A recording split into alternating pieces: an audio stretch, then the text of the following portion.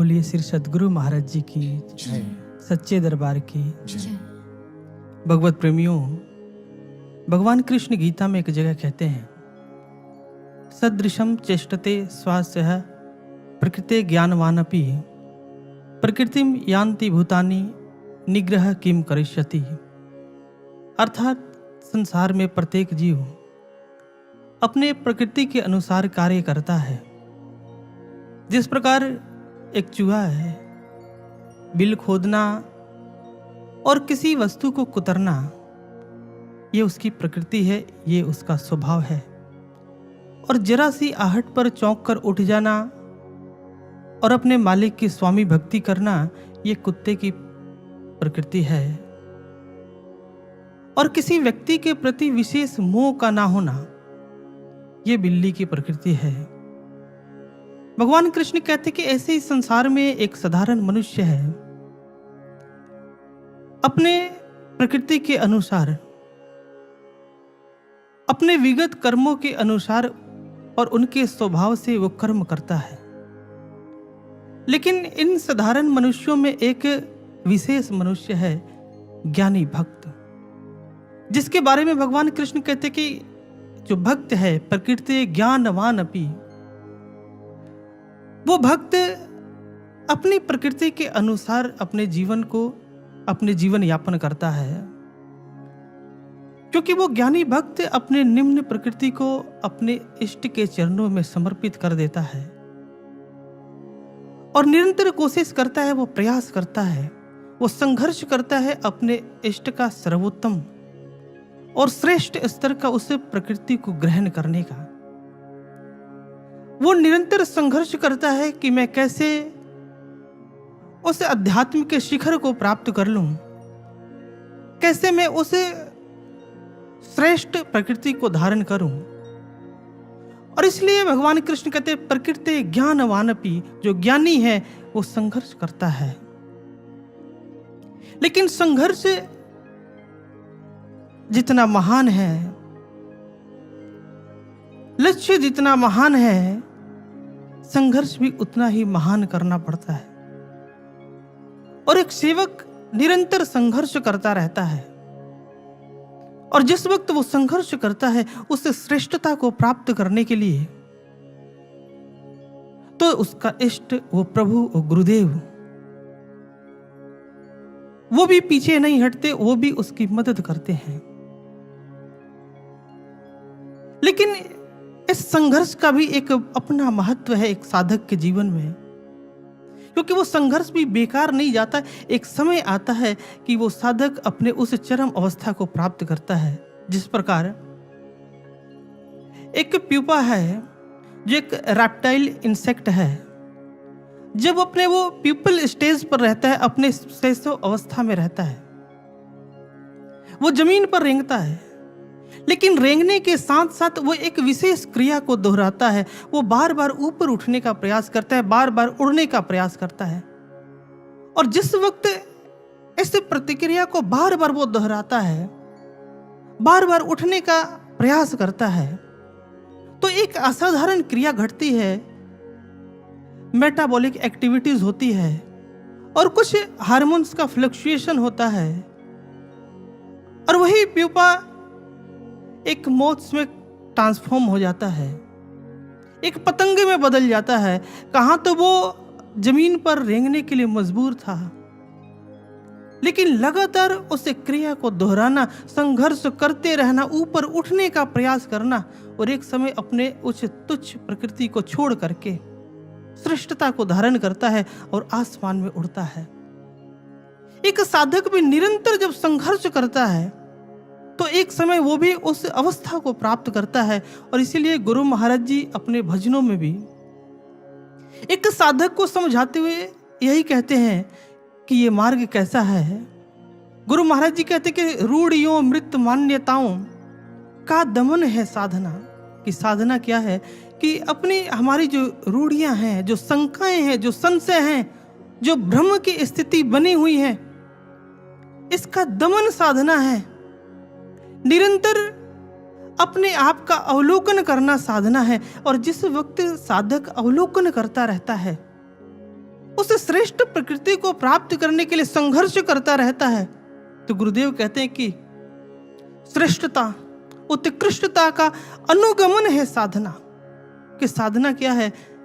कि श्रेष्ठता को प्राप्त करना, अपने निम्न स्तर को छोड़ करके एक साधक अपनी निम्न प्रकृति को छोड़ता है, क्योंकि छोड़ेगा तभी वो उच्च स्तर को प्राप्त कर पाएगा।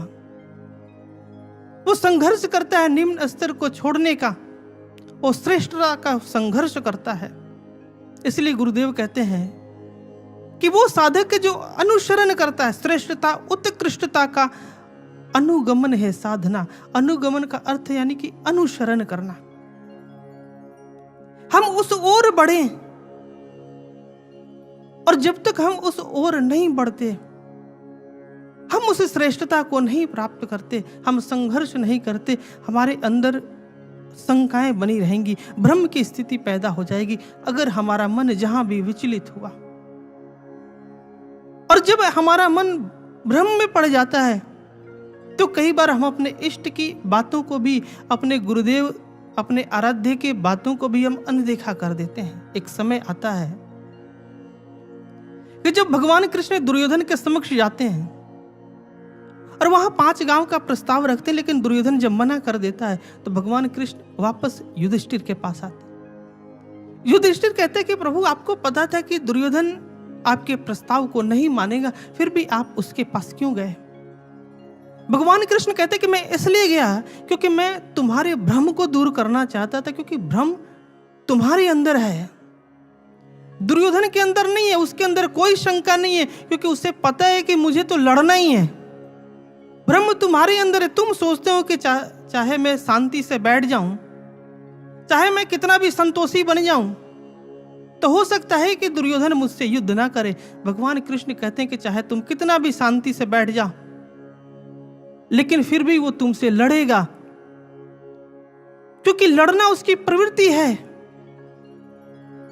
तुम चाहे कितना भी पीछे हट जाओ, चाहे कितना भी तुम पीछे हटने का प्रयास करो, पलायन करो, लेकिन जब तक तुम प्रतिकार नहीं करते तुम बच नहीं पाओगे। दुर्योधन के लिए महत्व 5 गांव और आधे राज्य का नहीं है, उसको समस्या तुम्हारे अस्तित्व से है। तुम जब तक हो तुमसे वो लड़ेगा, तुम चाहे अज्ञातवास की तरह कहीं भी चले जाओ। सज्जनों, जब हम इस मार्ग पर चलते हैं तो विपरीत परिस्थितियां हमारे साथ साथ चलती हैं। हम कितना भी भागने का प्रयास करें, वो हमारे पीछे पीछे आएंगे। आज दुर्योधन ने बाहर से ऐसी परिस्थितियां खड़ी कर दी हैं कि युधिष्ठिर अंदर से भ्रमित हो गया है। वो भगवान की बातों को भी नहीं समझ पा रहा। उसे कृष्ण से अधिक दुर्योधन पर विश्वास है कि शायद मैं पीछे हट जाऊं तो वो युद्ध ना करे। और जिस वक्त हम भगवान के विचारों को हम छोड़ते हैं, हम भ्रमित होने लगते हैं। गुरु महाराज जी के समक्ष एक भक्त आया और महाराज जी से उसने पूछा कि महाराज जी, मेरे मन में बहुत भ्रम रहता है, शंकाएं रहती है, संशय रहता है, उलझनें बहुत रहती हैं। आप कोई ऐसा सूत्र दें कि मेरा मन शांत हो जाए, स्थिर हो जाए, एक लक्षित हो जाए। गुरु महाराज जी ने उससे एक कलम और एक कागज मांगा। जिस वक्त उस भक्त ने कलम और कागज आगे की, महाराज जी ने गीता का एक श्लोक उस पर लिखा, सुहृदम सर्वभूतानाम ज्ञात्वा माम शांति मृच्छति। अर्थात कि जिसने मुझे अपना सुहृदय जान लिया, इतना जानने मात्र से ही उसको शांति मिल जाया करती है। सोचने वाली बात है कि इतनी छोटे से शब्द में महाराज जी ने कितनी बड़ी बात समझा दी कि जिसने ईश्वर को सुहृदय मान लिया, उसे अपना जान लिया, परम मित्र जान लिया, इतना जानने मात्र से ही उसको शांति मिल जाती है, सुख मिल जाता है। आज अगर हमें शांति नहीं मिल रही है, अगर हम आज भ्रमित हैं, तो कहीं ना कहीं युधिष्ठिर की तरह हम भी भगवान के वचनों पर विश्वास नहीं कर पा रहे।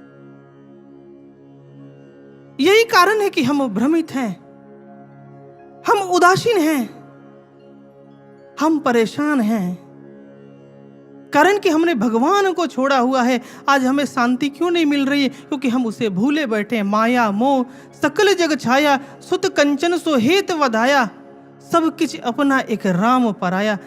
सब कुछ तो अपना है, बस एक राम पराया हो गया है, वो भगवान पराया हो गया है।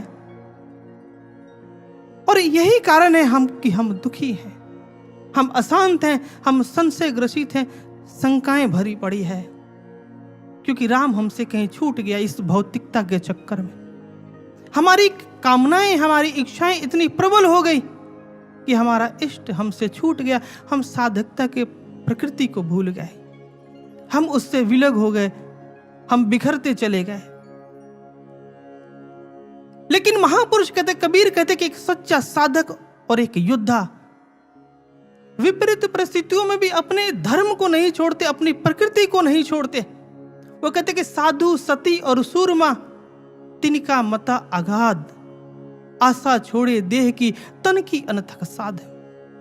कि जो साधु है और सच्चा योद्धा है, परिस्थितियां कैसी भी आए लेकिन अपने धर्म, अपनी उस प्रकृति को नहीं छोड़ते, वो संघर्ष करते रहते हैं। एक योद्धा का गुण है कि वो पीठ नहीं दिखाता, अपनी कामनाओं को, अपनी इच्छाओं को वो छोड़ करके, उसकी तिलांजलि दे करके वो युद्ध के मैदान में चला जाता है।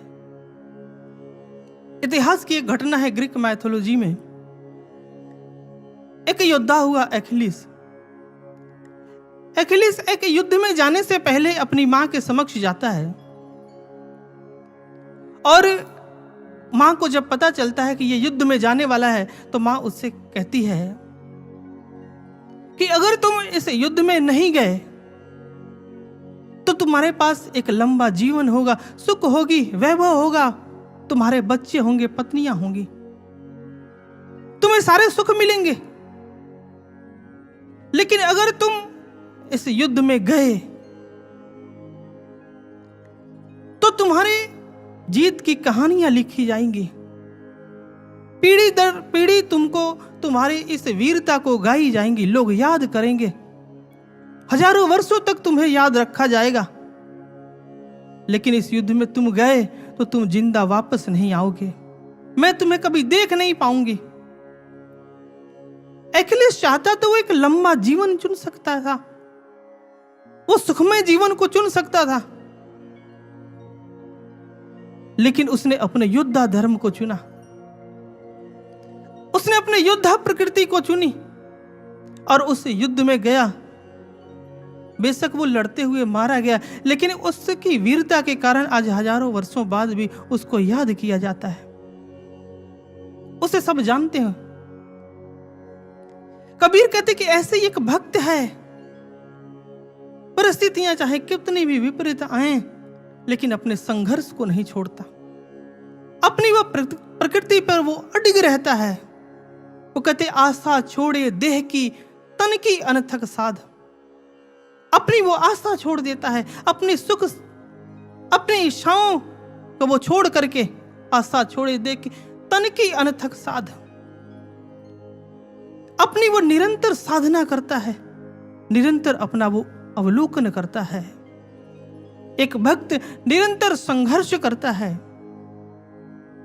आदि गुरु शंकराचार्य के पिताजी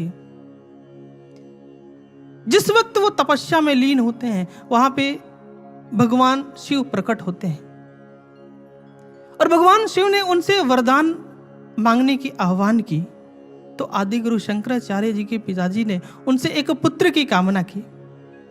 भगवान शिव कहते हैं, उन्होंने एक शर्त रखी कि अगर तुम्हारा पुत्र दीर्घायु होगा तो वो सर्वज्ञ नहीं होगा, और अगर वो सर्वज्ञ होगा तो फिर वो दीर्घायु नहीं होगा। आदि गुरु शंकराचार्य जी के पिताजी वो सोचते हैं कि अगर मैंने दीर्घायु पुत्र की कामना की, अगर मैंने उसे प्राप्त कर भी लिया, लेकिन अगर वो ईश्वर के निमित्त काम नहीं आया, भगवान की सेवा में काम नहीं आया, लोक कल्याण में नहीं काम आया, अपना कल्याण नहीं की, समाज की कल्याण नहीं की, तो ऐसे पुत्र का मैं क्या करूंगा। और उन्होंने अल्पायु पुत्र, सर्वज्ञ पुत्र की कामना की। आदि गुरु शंकराचार्य जी के पिताजी वो चाहते तो लंबे आयु के पुत्र को वो मांग सकते थे, क्योंकि कोई भी पिता अपने पुत्र को मरते हुए नहीं देखना चाहेगा, वो लंबी उम्र की कामना करता है। लेकिन उन्होंने अपनी इच्छाओं, अपनी कामनाओं को पीछे रखा और अपनी इच्छाओं को ईश्वर की इच्छा में मिला दी, भगवान की इच्छा में मिला दी और अल्पायु पुत्र की कामना करते हैं। एक भक्त अपनी इच्छाओं को छोड़ करके अपने इष्ट, अपने सदगुरु, उनके चरणों में अपनी निम्न प्रकृति को समर्पित कर देता है और उनकी इच्छाओं को अपना बना लेता है। लेकिन ये कहना जितना आसान है उतने ये कठिन है, कारण कि जिस वक्त हम इस निम्न प्रकृति को छोड़ करके श्रेष्ठता को प्राप्त करने के लिए आगे बढ़ते हैं, उस वक्त हमारी कामनाएं, हमारी इच्छाएं, हमारी महत्वाकांक्षाएं फिर सामने आने लगती हैं। और वो महत्वाकांक्षाएं सिर्फ सांसारिक नहीं होती हैं, वो आध्यात्मिक भी होती हैं। वो इच्छाएं जो विवेकानंद जी को थी। एक समय था कि जब स्वामी विवेकानंद जी स्वयं के कल्याण के लिए ठाकुर से आनंद की गहराइयों में डूबने की कामना करते हैं। वो स्व केंद्रित हैं, वो स्वयं के बारे में सोचते हैं, लेकिन ठाकुर ने समझाया कि ये ज्ञान सिर्फ तुम्हारे लिए नहीं है, ये तुम तक सीमित रखने के लिए नहीं है। गुरु का बहुत बड़ा दायित्व है तुम पर कि तुमको संसार में इसको फैलाना है। विवेकानंद जी अपनी असमर्थता जताते हैं, लेकिन ठाकुर उनको समझाते हैं कि तुम बस संघर्ष करते रहो, बढ़ते रहो, चलते रहो।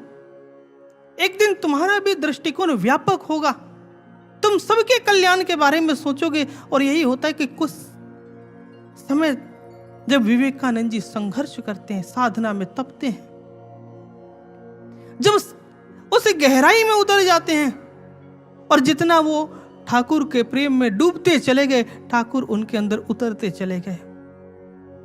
अब उनकी संकीर्ण विचारधारा नहीं रह गई, अब उनकी अवधारणा बदल गई, अब उनका व्यापक दृष्टिकोण हो गया ठाकुर की तरह।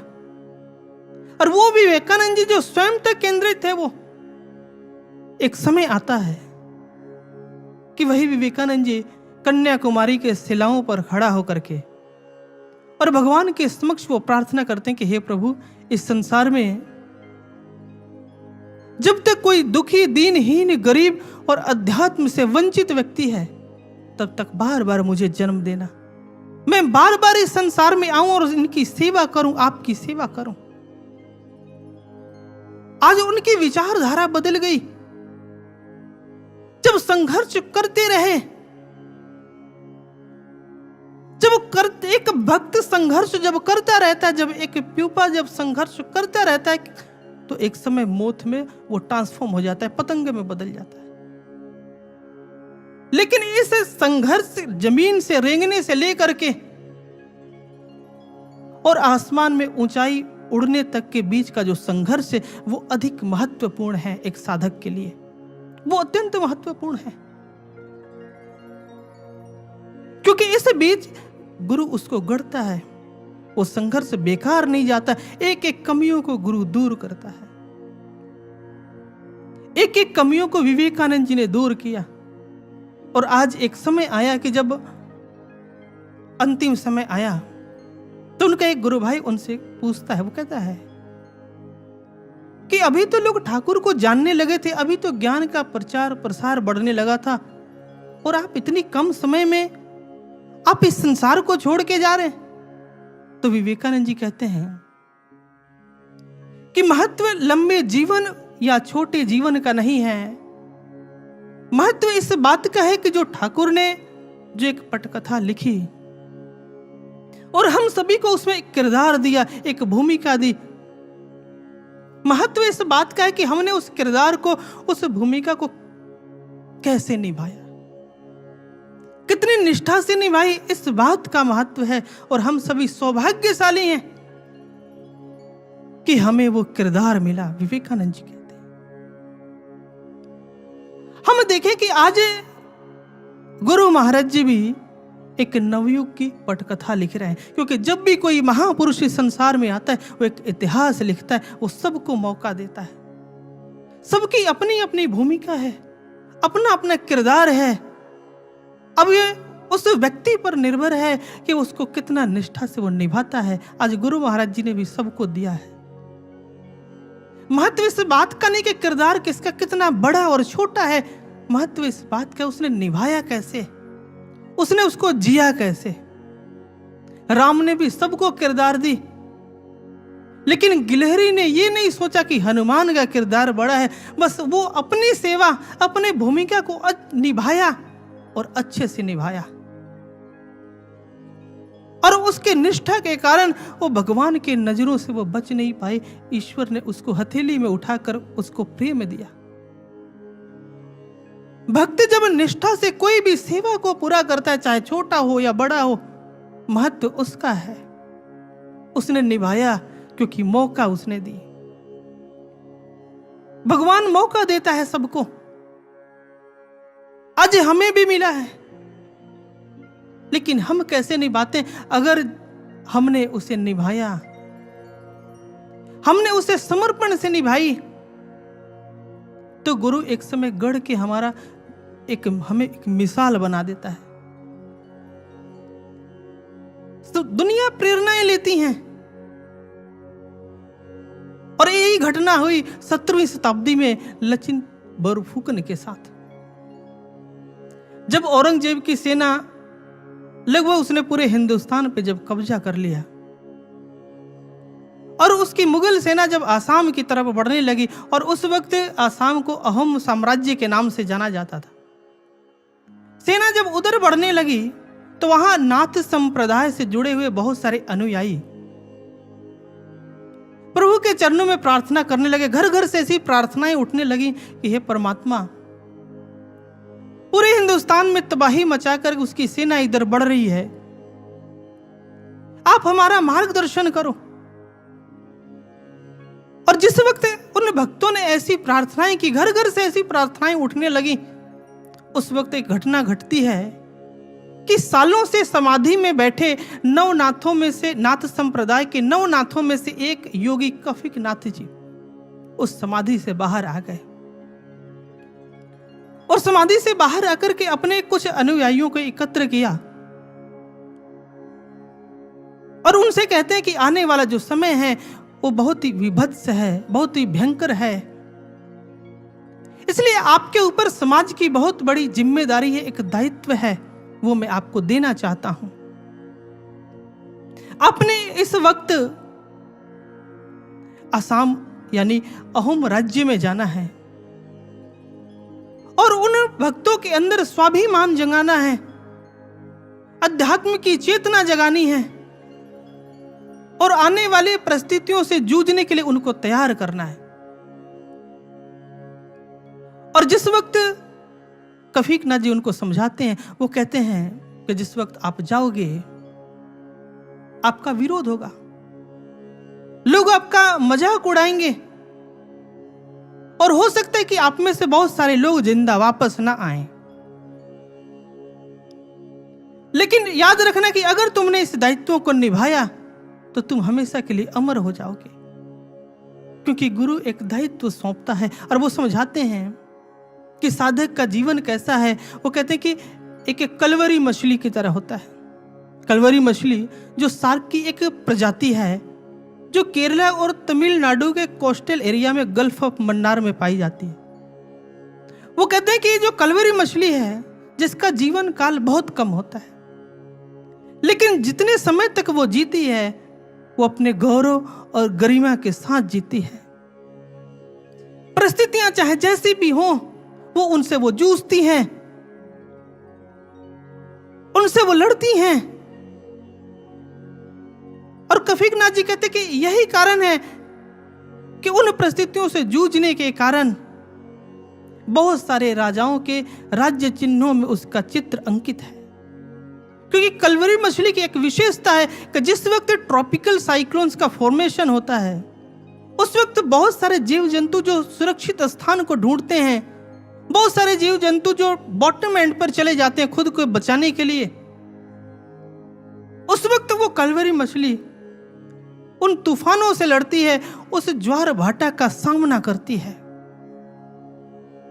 जिस वक्त सभी छिप जाते हैं उस वक्त वो अपने बच्चों को साथ में लेकर के और उन लहरों के साथ टकराती है और उनको प्रेडेटरी प्रोसेस सिखाती है। जहां सब पीछे हटते हैं लेकिन वो जूझती है। कफीक नाथ जी कहते हैं कि जो कलवरी का जीवन है वो साधक का है कि वो दाएं बाएं नहीं देखता, वो सामने से उसका प्रतिकार करता है, वो पलायन नहीं करता। कलवरी का जीवन छोटा है, कफीक नाथ जी कहते हैं, उसकी तुलना में जो कछुआ है उसका जीवन बहुत लंबा होता है, 100 से 150 सालों तक होता है। जीता तो वो लंबा है लेकिन पलायनवादी जीव होने का एक अपयस लेकर जीता है, क्योंकि कछुए के अंदर एक अवगुण है कि जहां भी उसको कोई खतरे का आभास होता है, जहां भी कोई संघर्ष की स्थिति बनती है, वो उस स्थान को वो छोड़कर चला जाता है। पूरी जिंदगी वो जगह बदलता रहता है, यहां तक कि अपने बच्चों को भी छोड़कर चला जाता है। कफीक नाथ जी कहते वो जीता तो बहुत है, काफी समय तक वो जीता है, लेकिन अपयस को लेकर वो जीता है। हम पीछे हट करके गुरु के दायित्वों को छोड़ करके संसार के सब कुछ पा लेंगे, लेकिन फिर भी उस अपयस का साथ हमसे छूट नहीं पाएगा, वो अपयस साथ में चलता है। फिर वो समझाते हैं कि साधक उस कछुए के भांति नहीं होता जो परिस्थितियों को देख करके वो पीछे नहीं हटता। अगर कोई पीछे हटा, जो भी हटा अजामिल, गुरु के दायित्वों को छोड़ा, उनके वचनों को नजरअंदाज की, क्योंकि पलायनवादिता सिर्फ खतरों को देख करके पीछे हटना ही नहीं है, गुरु के वचनों को नजरअंदाज करना, उनके वक्तव्यों को पीछे छोड़ देना, उनके आदर्शों को छोड़ देना, उनकी आज्ञा में ना रहना। अगर हम साधना छोड़ते हैं तो हम भी अध्यात्म से पलायन कर रहे हैं। अगर हम सेवा से पीछे हटते हैं, नजरअंदाज करते हैं, तो हम भी पलायन कर रहे हैं। साधना छोड़ते हैं तो भी हम पलायन कर रहे हैं, हम पीछे हट रहे हैं उस कछुए की तरह। अजामिल ने यही गलती करी, गुरुदेव की आज्ञा का अवहेलना किया उसने, उनको नजरअंदाज किया। और हुआ क्या? आज भक्त को, आज अजामिल को भक्त की उपमा तो मिल गई, लेकिन ध्रुव और प्रहलाद जैसा उसको सम्मान नहीं मिल पाया। जब हम गुरु के दायित्वों को छोड़ के पीछे हटते हैं तो भक्तों की टोली में नाम तो आ जाता है, लेकिन अजामिल की तरह हम उस अपयस को लेकर जीते हैं। अजामिल उस अपयस को लेकर जिया। कफीक नाथ जी कहते हैं कि जो भक्त है वो किसी भी परिस्थितियों में अपने उस प्रकृति को नहीं छोड़ता, उस संघर्ष करने की प्रकृति नहीं छोड़ता, वो जूझता रहता है, उसको धारण किए रहता है। जिस प्रकार आपने देखा होगा पानी है, पानी को आप चाहे कितना भी गर्म कर लो, लेकिन जिस वक्त आप उसको आग पर डालोगे तो वो आग को बुझा डालेगा। आप गैसोलीन को चाहे डीप फ्रीजर में रख दो, लेकिन जिस वक्त आप आग का संसर्ग करोगे वो जल उठेगा। पानी विपरीत परिस्थितियों में रह के भी अपनी प्रकृति को नहीं छोड़ता और ना ही गैसोलीन छोड़ता है। ये साधारण सी वस्तुएं हैं जो अपनी प्रकृति के साथ वो जुड़ी रहती हैं। कफीक नाथ जी कहते हैं कि जो भक्त उस प्रकृति के साथ वो जुड़ा रहता है, वो संघर्ष करता रहता है।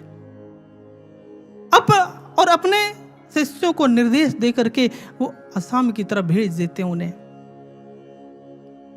जिस वक्त उनके शिष्य आगे बढ़ते हैं और अहम राज्य में जब उनका प्रवेश होता है और जिस वक्त वो अध्यात्म से सबको प्रेरित करने लगते हैं, तो बहुत सारे युवा उनसे प्रभावित होने लगते हैं और बहुत सारे युवा उनके पास आने लगते हैं। तो बहुत सारे लोगों ने जब यह देखा कि यहां बहुत सारे युवा तो इनके पास जा रहे हैं और इनके प्रभाव क्षेत्र में आ रहे हैं, तो बहुत सारे लोग वहां विरोध करने के लिए चले आए।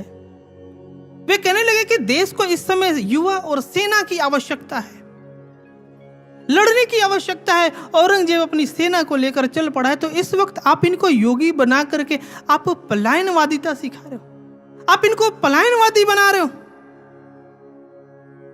बहुत सारे लोगों ने विरोध किया, लेकिन फिर भी वो अपनी सेवा में लगे रहे। वो अपने कर्तव्य का पालन करते रहे, गुरु के दायित्वों को निभाते रहे। हुआ क्या, बहुत सारे युवा उनसे जुड़ने लगे और वहां पे उन योगियों ने एक भविष्यवाणी की कि आज जिन युवाओं को आप पलायनवादी कह रहे हो, एक समय आएगा कि जब सारे संसाधन काम नहीं आएंगे, कोई हथियार काम नहीं आएगा, जब सेनाएं भी पीछे हटने लगेंगी, तो यही युवा काम आएंगे, यही इस राज्य को बचाएंगे। और होता भी यही है कि उन्हीं युवाओं में से एक सदकर एक युवा निकलता है, लचित बोरफुकन। अपनी वीरता, अपनी मेहनत के कारण कुछ समय के बाद अहोम साम्राज्य का वो सेनापति बन जाता है। और समय आता है सन 1671 का, जिसे इतिहास में बैटल ऑफ सराय घाट के नाम से जाना जाता है, और जिस वक्त औरंगजेब 1 लाख की सेना लेकर के ब्रह्मपुत्र नदी की तरफ बढ़ता है। उस वक्त अहोम राज्य के राजा ने लचित बोरफुकन को 30,000 की सेना दे करके और औरंगजेब से लड़ने के लिए भेजता है। युद्ध के मैदान में लचित अपनी वीरता दिखाता है, वो जूझता है, वो लड़ता है, लेकिन इस युद्ध में वो अत्यंत घायल हो जाता है। और उसके घायल होने के कारण उसके बहुत सारे सैनिक पीछे हटने लगते हैं। और जब सैनिक पीछे हटते हैं तो लचित इस दृश्य को देखकर तलवार ऊपर उठाता है और वो कहते हैं कि जिनको पीछे भागना है भाग जाए, जिनको पीछे हटना है हट जाए, लेकिन जाते हुए राजा से ये बोल देना कि तुम्हारा सेनापति लड़ा और अपने उत्साह से लड़ा, वो लड़ते लड़ते वीर गति को प्राप्त हो गया, वो युद्ध में मारा गया, लेकिन पीठ नहीं दिखाई, वो पीछे नहीं हटा। और पीछे हटते हुए उन लोगों से भी कह देना कि जो हमें पलायनवादी कहते थे, आज वो देखें कि जब सेना काम नहीं आ रही है, हथियार काम नहीं आ रहा, सैनिक पीछे हट रहे हैं, उस वक्त कुछ चंद युवा, वही योगी सामने लोहे के दीवार बनकर खड़े हैं। और जिस वक्त लचित ने यह बात बोली, वहां पीछे हट रही सेना बिल्कुल सामने आ जाती है। उसके उत्साहवर्धक बातों को सुन करके वो लड़ता है और इस वीरता के कारण गुरुदेव की कृपा से वो इस युद्ध को जीत जाता है। औरंगजेब का काफी नुकसान होता है, औरंगजेब की सेना पीछे हट जाती है और असम भारत का एक ऐसा राज्य बना जो कभी मुगलों का आज तक कभी गुलाम नहीं हुआ। गुरुदेव का वचन से सत्य सिद्ध हुआ। आज लचित अत्यंत घायल हो गया और युद्ध के मैदान में गिरा पड़ा है, मृत्यु के कगार पे है, लेकिन चेहरे पर सुख है, शांति है, स्थिरता है। मन में इस बात की संतुष्टि है कि गुरुदेव जिस प्रकृति में ढलना चाहते थे, आज वो उसमें ढल गया है। चेहरे पर इस बात की शांति है कि उसने अपने गुरु के विश्वास को जीत लिया, अपने राजा के दायित्व को निभाया। एक तरफ जहां लचित के चेहरे पर शांति है, स्थिरता है, वहीं युद्ध के मैदान में हम देखें कि भीष्म पितामह भी पड़े हैं और उनके समक्ष भगवान कृष्ण खड़े हैं, लेकिन भीष्म पितामह के चेहरे पर दुख है, संताप है, कष्ट है, पीड़ा है और मन में पश्चाताप है कुछ खो देने का। लचित के चेहरे पर सुकून है, कारण कि बेशक उसने संसार के अपने रिश्ते नातों के दायित्वों को नहीं निभाया हो, लेकिन एक दायित्व को निभाया, वो था गुरुदेव का दायित्व निभाया, उसको उसने पूरा किया। आज उसके चेहरे पर संतुष्टि है।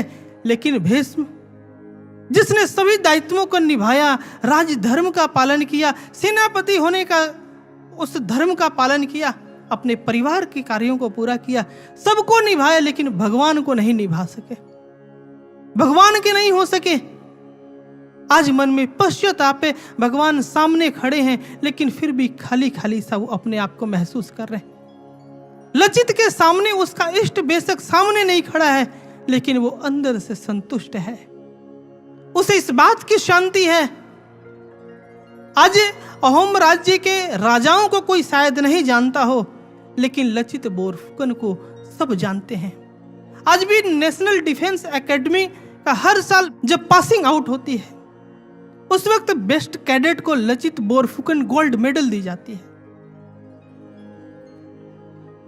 और उन आने वाले आर्मी ऑफिसर से ये उम्मीद की जाती है कि आपने भी युद्ध के मैदान में लचित बोरफुकन की तरह ही ऐसे उत्साह, उमंग और वीरता के साथ लड़ना है और अपने साथियों का ऐसे उत्साह को बढ़ाना है। आज ये लचित को सब जानते हैं, उसका सम्मान है, लेकिन भीष्म ने अपना सारा सम्मान खो दिया।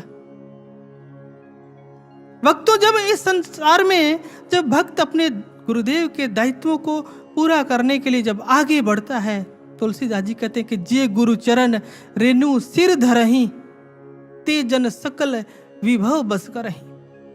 कि जिस वक्त भक्त उस दायित्व को पूरा करने के लिए बढ़ता है, संघर्ष करता रहता है, ते जन सकल विभव बस करही, समस्त संसार का वैभव उसके पास अपने आप चला आता है। अंगुलीमाल डाकू ने कभी ये नहीं सोचा होगा कि सिर्फ यहां सिर को झुका देने से मुझे इतना बड़ा सम्मान मिलेगा। कहा मैं घृणा का पर्याय बन चुका था, लोग मेरे से घृणा करते थे, आज उसको लोग सम्मान करते हैं, संघ में उसकी इज्जत बढ़ जाती है। उसने कभी सोचा नहीं होगा। महापुरुष कहते हैं कि जो व्यक्ति इसमें मिटाता है, साधकता के प्रकृति को जब धारण किए रहता है, जब मिटता चला जाता है तो कुछ बनता चला जाता है। मीरा अपने भजनों में कहती है कि अब तो हरि नाम लो लागी, नाम धरियो वैरागी।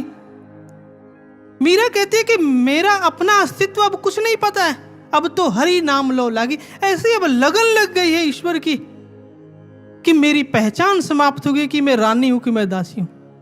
नाम धरियो वैरागी, कि लोगों ने मेरा नाम वैरागी रख दिया, मुझे नहीं पता कि मैं कौन हूं। अब मीरा कृष्ण का रूप बन गई। लोग अब मीरा को मीरा से नहीं, वो कृष्ण से जानने लगे। उसकी पहचान समाप्त हो गई, उसको लोग वैरागी की संज्ञा देने लगे, उसकी पहचान खत्म हो गई। भक्त जब अपनी पहचान गुरु के साथ जोड़ देता है, उनके चरणों में अपनी तुच्छ प्रवृत्ति को छोड़ करके जब उनके श्रेष्ठ गुणों को जब अपनाने लगता है, जब अपने आप को बदल लेता है, तो गुरुदेव भी उसके जीवन को महान बना देते हैं, उसकी भी दुनिया में सम्मान बढ़ जाता है। आज विवेकानंद जी को लोग याद करते हैं, उनको सम्मान देते हैं, मीरा को देते हैं, लेकिन वही सम्मान भीष्म को नहीं मिल पाया। लचित बोरफुकन को मिला, लेकिन भीष्म को नहीं मिल पाया। आज अंत समय में जब भगवान कृष्ण जब हस्तिनापुर छोड़कर जाने लगे, तो युधिष्ठिर उनको छोड़ने के लिए बाहर आता है, शहर के बाहर। और युधिष्ठिर उनसे कहता है, भगवान कृष्ण से, वो कहता है कि क्या भीष्म पितामह मारे गए, कर्ण मारा गया, इतने लोग इस युद्ध में मारे गए, घटोत्कच मरा अर्जुन के बचाने के कारण, आपने अर्जुन को बचाने के लिए उसे मरवाया, तो क्या ये सिर्फ मुझे राजा बनाने के लिए? कृष्ण कहता है कि नहीं। वो कहते हैं, युधिष्ठिर, इस संसार में असंख्य राजा हैं, आने वाले समय में भी होंगे, और इस भीड़ का तुम बस एक इकाई मात्र हो, इस भीड़ का तुम हिस्सा हो। मैं तुम्हारे लिए नहीं लड़ा, मैं तो धर्म के लिए लड़ता हूं। जो धर्म के लिए खड़ा है मैं उसके साथ रहता हूं, कोई ना हो तो भी मैं किसी को मैं खड़ा कर देता हूं।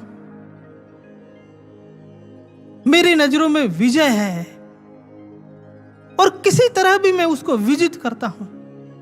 मैं तुम्हारे लिए नहीं लड़ा, तुम तो इस भीड़ का हिस्सा हो।